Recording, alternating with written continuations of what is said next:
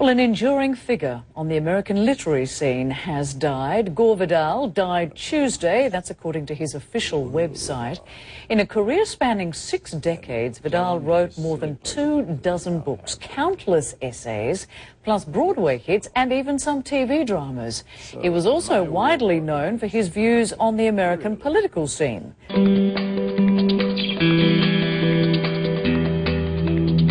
He passed away at his home in the Hollywood Hills earlier today after suffering complications from pneumonia.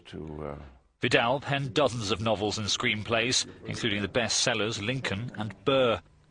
The writer also ran for public office twice and was a constant thorn in the side of America's political establishment.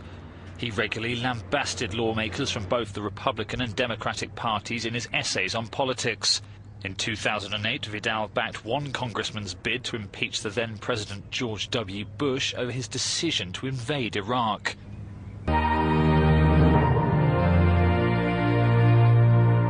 Vidal was known for his critiques of American foreign policy, the influence of the military and Zionism.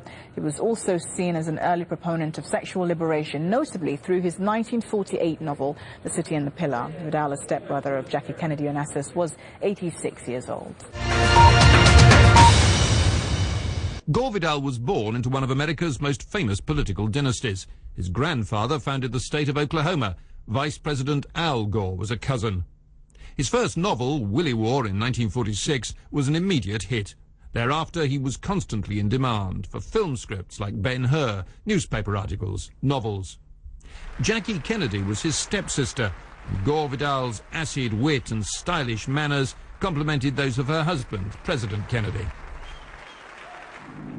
US involvement in Vietnam radicalized him. He was fearless in his condemnation of both the war and those who defended it. I assume that for the point of the American democracy, and some people you can express any point of view you want. Shut up a minute. No, I won't. And some people were pro-Nazi, and the answer is that they were well treated by people who ostracized them. As far as I'm concerned, the only sort of pro-crypto-Nazi I can think of is yourself. A series of masterful historical novels traced American history from Lincoln to the Second World War. He thought the US had become an empire controlled by the few and had forgotten its democratic and republican roots. His art, like his politics, scandalized many. Myra Breckinridge, later filmed with Raquel Welch, featured a transsexual lead character.